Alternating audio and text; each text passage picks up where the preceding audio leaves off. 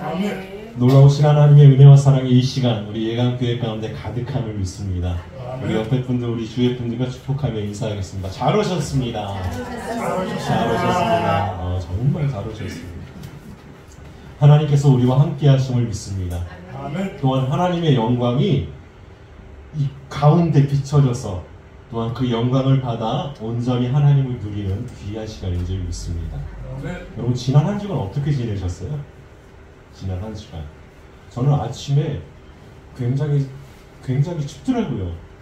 하루는 반바지를 입고 너무 더워가지고 8월달은 너무 더워가지고 반바지를 입고 이렇게 새벽 예배에 나왔는데 이제 9월 딱 들어서 이제 반바지를 입고 딱 나왔는데 너무 추운 거예요.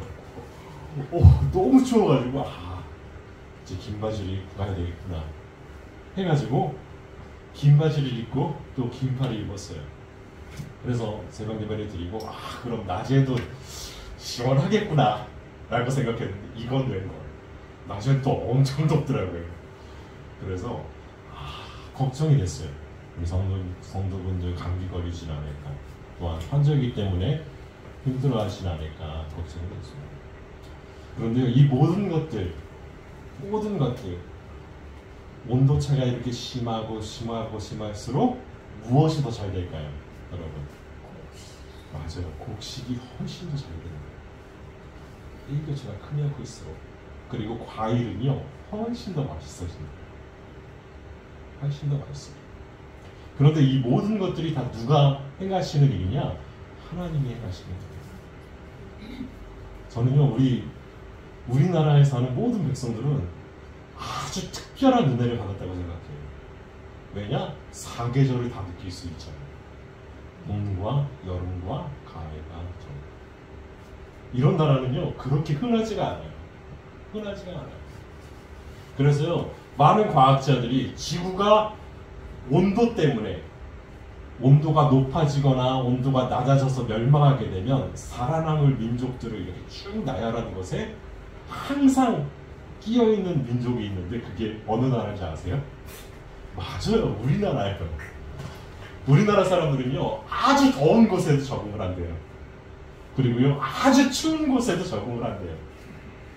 그래서 어느 곳이든 살 수 있는 그런 민족이다, 강한 민족이다 라는 거예요. 그렇게 누가 만들어 주셨을까? 하나님이 만들어 주셨다는 거예요. 하나님. 그럼 지난 주간에 하나님께서 우리에게 뭐라고 말씀하셨냐 하면 너희의 착한 행실로 하나님께 영광을 돌리게 하라 라고 하셨어요. 그럼 우리의 착한 행실로 우리가 하나님께 영광을 돌렸나? 되더라고요. 저는 다 착한 행실로 하나님께 영광을 돌리셨을 줄 믿습니다. 아멘? 아니신가요? 나는 그렇게 되고 싶습니다 하면 아멘 크게 믿습니다. 아멘. 예, 오늘 말씀은요 바로 예수님께서 율법에 대해서 하셨던 말씀입니다. 율법에 대해서. 그런데 교회 다니는 사람들 그리고 많은 성도들이 율법에 대해서 오해를 합니다. 오해해요. 어떤 오해를 하느냐? 이런 오해를 해요. 율법은 예수님께서 십자가에 달려 죽으심으로 말미암아 다 폐기되었다는 거예요. 폐기되었다는 거예요. 그리고 새로운 은혜, 하나님의 은혜, 예수님의 은혜, 그것이 지금 신약을 살고 있는 우리에게 주어진 하나님의 은혜라는 거예요. 그럼 가만히 생각해 봅시다. 율법은 은혜일까요? 은혜가 아닐까요? 대답하기가 좀 곤란하죠. 우리가 여태까지 배우고 또 들었던 말을 얘기하면 율법은 우리를 정죄하고 우리를 죄악 가운데 계속적으로 머물게 하면서 우리를 심판하게 하는 그런 작용을 했는데, 그래서 예수님의 은혜로 십자가로 인해서 우리가 구원받았는데 율법이 은혜일까? 라는 의문이 드는 거예요. 그런데 율법은요 항상 우리에게 하나님의 은혜였어요. 한 번도 은혜가 아닌 적이 없어요. 그런데 그 은혜의 율법을 받아들이는 우리는요, 어떻게 받아들이느냐? 내가 할 수 없는 것, 그리고 내 자유를 원하는데 하나님은 내 자유를 이렇게 억압해 하면서 누구를 내세웠기 때문에 율법이 은혜가 되지 않았냐? 자기 자신을 내세웠기 때문에 하나님의 율법, 하나님의 말씀이 바로 은혜가 되지 않았다. 여러분, 이렇게 생각하면 돼요. 하나님의 말씀은요, 우리에게 큰 은혜와 기쁨을 주려고 하나님이 말씀하셨을까요? 아니면 우리를 꾸짖으려고 말씀하셨을까요? 예, 우리에게 은혜를 주시려고 말씀하시는 거예요. 우리에게 기쁨을 주시려고, 또한 우리 삶 가운데 하나님이 주시는 감사가 넘치도록 하려고 우리에게 말씀하셨던 거예요. 그런데 우리는요, 그것을 잘 헤아리지 못했어요. 왜 헤아리지 못했느냐? 바로 나를 억압하는 것으로 하나님의 법, 하나님의 말씀, 하나님의 율법을 받아들였기 때문에. 그래서 율법을 많이 지키는 사람들이 그 당시, 예수님 당시에 굉장한 존경을 받았어요. 존경을 받았어요. 여러분, 처음에 율법은 뭐였을까요? 하나님의 계명은 뭐였을까요? 하나님이 우리에게 주셨던 계명, 이스라엘 백성에게 주셨던 계명, 무엇이었을까요? 바로 시내산에서 모세가 받았던 두 돌판에 쓰여졌던 십계명이었어요. 그 십계명으로 말미암아서 계속적으로 무엇이 파생되기 시작했냐? 바로 하나님의 율법이 파생되기 시작했어요. 그래서 그 당시에, 예수님 당시에요. 예수님 당시에 여러분,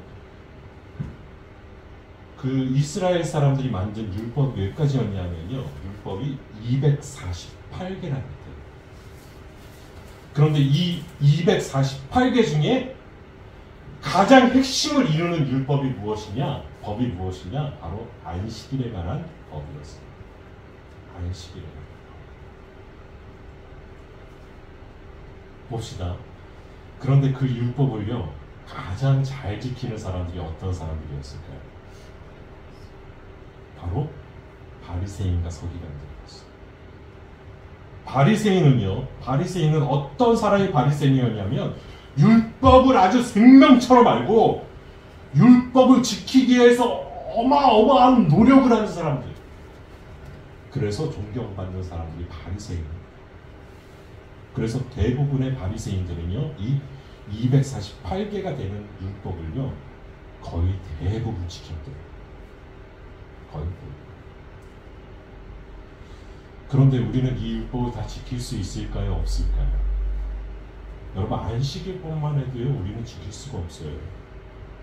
제가요, 주일날 교회로 오기 위해서 사택에서부터 여기까지 걸어오는데 한 정확히 몇 정도 되냐 하면 한 980m 정도 되더라고요. 그런데요, 안식일 법에 의하면요, 300m 이상 걸으면 안 돼요. 그거 하나만으로 먹인 거예요. 그런데요, 바리새인들은 그걸 지켰어요. 그럼 바리새인들은 집이 가까워서 지켰을까요? 바리새인들은 집이 멀어도요, 그걸 지켰어요. 어떻게 지켰을까요? 퀴즈, 어떻게 그럼 지킬 수 있었을까요? 그때 시대, 여러분, 예루살렘에 살 수 있는 사람들은요, 정치인들이나 아주 유능한 경제인들, 그리고 우리말로 말하면 매국노들이 많이 살았던 지역이 예루살렘에 있어요. 그런데 봅시다. 바리새인들이 예배를 드리러 이제 주일날 안식일에 안식을 드리러 이제 오는데 어떻게 300m 이상 안 걸어요, 여러분? 그건 말도 안 되죠. 그럼 어떻게 왔을까요? 그들은요, 종들을 이끌고 낙타를 타고 말을 타고 왔어요. 그리고 많이 거기서 흔들리거나 하면 안 되니까 어떻게 했느냐? 종들을 다그치면서 천천히 말해서 내가 떨어지지 않게, 흔들리지 않게 천천히 몰아라 하면서 와서 안식을 시켰어요. 그런데요, 그것을 누가 자랑했느냐? 바로 바리새인들이 자랑합니다. 바리새인들. 그들은요, 그런데 참 이상한 건 그들은 이스라엘 백성들이 굉장히 존경했다는 거예요.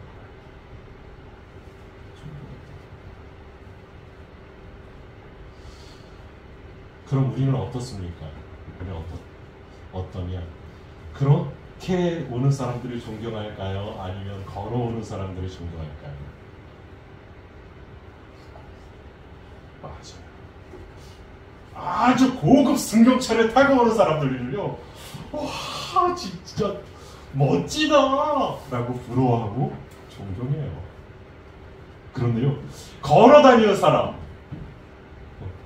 저 사람은 저 떼양 끝에 저렇게 걸어다니, 왜 그래서 저렇게 걸어다닐까 하고 걱정하기도 하고 한다는 거.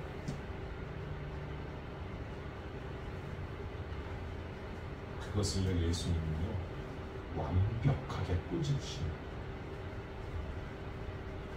율법은 완벽하지 않았어요. 하나님의 율법은 완전했는데 그 율법을 해석하는 모든 부분들, 율법을 지키는 모든 부분들이 완벽하지 않았다는 거예요. 완전하지 않았다는 거예요. 여러분, 우리가 율법을 지키고 하나님의 말씀을 지키고 우리가 하나님의 계명을 지키면 누가 영광을 받아야 됩니까? 여러분, 이건 당연한 거예요. 하나님이 영광을 받으셔야 돼요. 우리가 하나님의 말씀을 지키면요, 하나님의 영광이 나타나야 되고요, 하나님의 영광이 드러나야 돼요. 그래서 많은 사람들이 누구를 찬양해야 되느냐? 하나님을 찬양해야 된다는 거예요. 그런데요, 이스라엘 백성들, 율법을 지키고 말씀을 지키고 순종하고 하는 모든 행위들이 누구에게 집중되어 있었느냐? 바로 자신의 영광이, 자신의 의에 집중되어 있었다는 겁니다. 그럼 지금 우리 한국 교회에서는 어떻게 그것이 드러날까요? 지금 시대는 어떻습니까? 하나님을 정말 바라보고 하나님의 말씀을 지키면서 하나님의 영광만을 돌리는 사람들이 드러나기 시작할까요? 아니면 하나님의 말씀을 자기 중심적으로 지키려는 사람이 더 드러날까요? 여러분, 하나님의 말씀을요, 자기 중심적으로 해석해서 이건 이렇게 하는 거야! 라고 말하는 사람들이 훨씬 더 드러나요. 훨씬 더.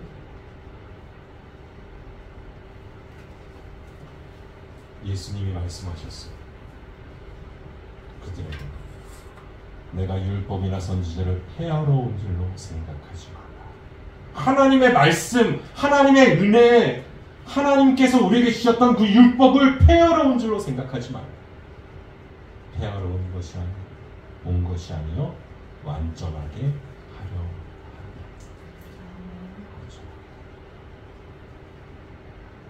그 지킬 수 없는 율법을 완전하게 이루신 분이 누구냐? 바로 예수님이라고. 오직 예수 그리스도만이 그 율법의 완성체라는 거예요. 완성체라는 거예요. 율법은 필요해요. 계명은 필요해요. 하나님의 말씀은 필요하고 하나님의 뜻은 필요해요. 그런데 우리가 누구와 함께 할 때 그것이 온전히 우리 가운데서 이루어지기 시작하느냐? 예수님이 우리와 함께 하실 때 이루어져요. 함께 하실 때 이루어져요. 하나님의 말씀은요, 예수님의 말씀처럼 1.1핵도 결코 없어지지 않아요. 땅에 떨어지지도 않고요, 없어지지도 않고 사라지지도 않아요. 그런데 그 말씀은 온전히 이루어지는데 누구를 통해 이루어지느냐? 예수님을 통해 이루어집니다.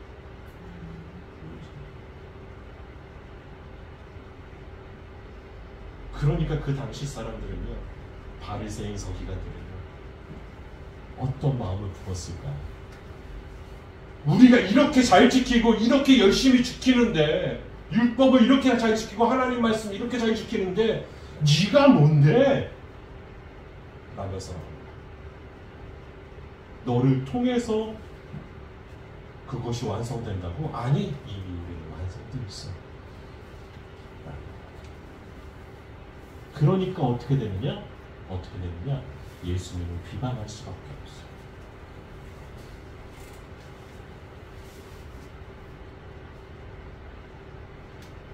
우리는요, 하나님의 말씀을 바로 알아야 돼요. 우리가 예배 드리는 이유, 우리가 말씀을 지키는 이유, 우리가 교회에서 봉사하는 이유, 우리가 예배 생활을 하면서 헌금 생활을 하는 이유, 그 모든 것들이 나의 영광을 위해서인가? 아니면 하나님의 영광을 위해서인가? 하나님께 이렇게 예배를 잘 드리면 하나님이 내게 큰 은혜를 주실 거야 라는 기대가 그것으로 나온다면요, 그것은 큰 잘못이에요. 누구의 영광이요? 하나님의 영광.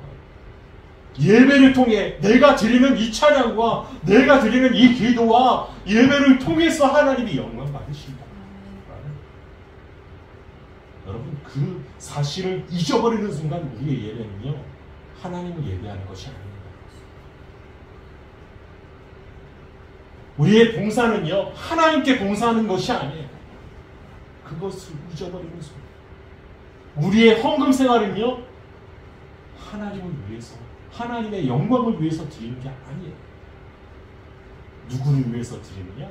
나를 위해서 드리는 거예요. 내가 이렇게 드리면 하나님 내가 잘 되게 해주세요. 저는요, 예전에 예전 교회 사역할 때 참 희한하신 분을 한 분 뵀어요. 어떤 분이냐면, 내가 사업을 해서 성공을 해서 내가 100억을 벌면 하나님 믿겠습니다. 내가 100억 벌면 하나님 믿을게요. 그런데요, 그분이 벌었을까요? 안 벌었을까요? 아니, 그분이 벌었나 봐요. 교회에 나오셔서 간증하시더라고요. 교회에 나오셔서 간증하시더라고요. 믿는다고. 그렇게 해서 이제 예수님을 믿게 됐다. 그런데 그 100억을 벌었어요. 그 100억으로 하나님이 주신 거잖아요. 그럼 하나님이 주신 100억으로 뭐를 했을까?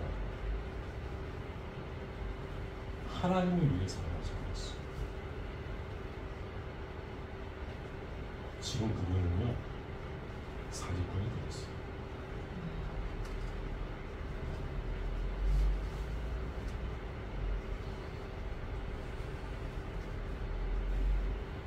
저희 교회 개척했을 때도 저한테 제안을 하시더라고요. 저쪽에 땅이 있는데 그것을 자기가 그 땅을 소유했는데 그 땅을 기독교 박물관을 만들겠다고. 그래서 제가 기도하겠습니다. 목사님 투자 한번 해보시라고. 제가 교회 개척했는데 돈이 어딨어요? 투자를 해보시라는 거예요. 그래서 제가 돈이 없습니다. 제가 돈이 없는데 어떻게 할까요? 성도분들한테 권해보세요. 그래서 제가 그랬어요. 제가 충분히 기도해본 다음에 그때 성도들한테 말하겠습니다. 제가 그랬죠. 저는요, 기도 약속하면 꼭 해요. 그래서 충분히 기도했어요. 충분히 기도하고 제가 1년 후에 그분한테 연락을 드렸어요. 그랬더니 어떻게 됐을까요? 지금 거신 번호는 없는 번호이요. 그렇게 응답을 주시더라고요.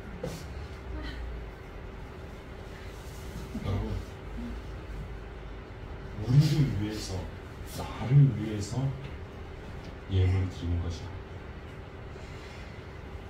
누구를 위해서 예물을 드리느냐? 하나님의 영광을 위해서. 여러분 기도하세요. 이 예물로, 내가 드리는 이 예물로 하나님 큰 영광 받아주세요. 하나님의 영광이 드러나기 시작하면요, 하나님의 나라가 우리 가운데 이루어져요. 여러분, 하나님 나라가 우리 가운데 이루어지면요, 우리의 삶이 어떻게 될까요? 늘 기쁨으로 충만한 것. 악을 골짜기를 지나가도 기뻐요. 누구와 함께하기 때문에? 예수님과 함께하기 때문에. 저는요, 아주 신학적인 영어 잘 몰라요. 그리고 신학적인 영어를 어떻게 바르게 설명해야 될지도 몰라요. 그런데 하나님의 의는요, 이미 우리 가운데 주어졌어요. 누구를 통해서? 예수님을 통해서. 하나님의 의가 예수님을 통해서 주어졌기 때문에 이제 예수님을 통한 사람만이 어떻게 되느냐? 의인이 돼서 천국에 갈 수 있고 천국 백성으로 살아갈 수 있는 거예요. 여러분, 예수님이 없다면, 예수님이 없다면 아직도 말씀은 이루어지지 않았습니다. 그런데 이미 말씀은 이루어졌어요. 이제 우리가 해야 될 것, 그것이 무엇일까요? 이미 우리가 해야 될 것, 이제 우리가 해야 될 것, 이루어진 말씀, 그것을 붙잡는 거예요. 그 말씀이 예수님이에요. 여러분, 삶의 순간에서 예수님을 붙잡았어요. 내가 아침에 눈 떴을 때 예수님을 붙잡았어요. 예수님, 오늘 내가 눈 떴습니다. 와, 너무 좋아요. 예수님 나를 일으켜주시니 좋습니다. 예수님, 내가 세수를 하네요. 내 손이 온전할 수 있게 해주셔서 감사합니다. 우리가 늘 기쁨 안에 살 수 있는 거예요. 우리를 온전하게 세우시는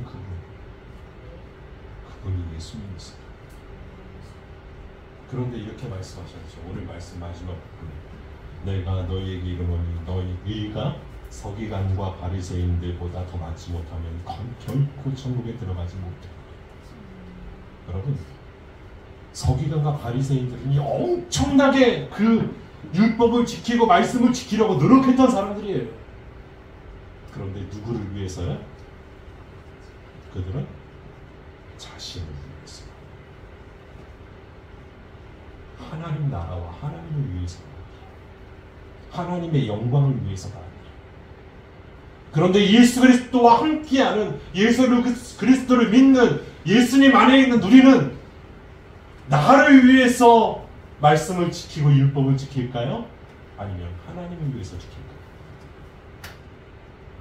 여러분, 이게 핵심이에요. 하나님을 위해서, 하나님의 영광을 위해서, 하나님 나라를 위해서 지킵니다. 하나님의 말씀을 지킬 때요, 하나님의 나라가 이루어질 줄 믿습니다. 하나님의 말씀을 지킬 때요, 하나님께서 우리에게 약속하셨던 그 말씀이 이루어질 줄 믿습니다. 그것을 바라보시면 완전한 율법이시, 율법을 완전케 하신 예수님과 함께 나아가시는 저와 여러분들 다 되시길 바랍니다. 아멘. 하나님이 하십니다. 기도하겠습니다.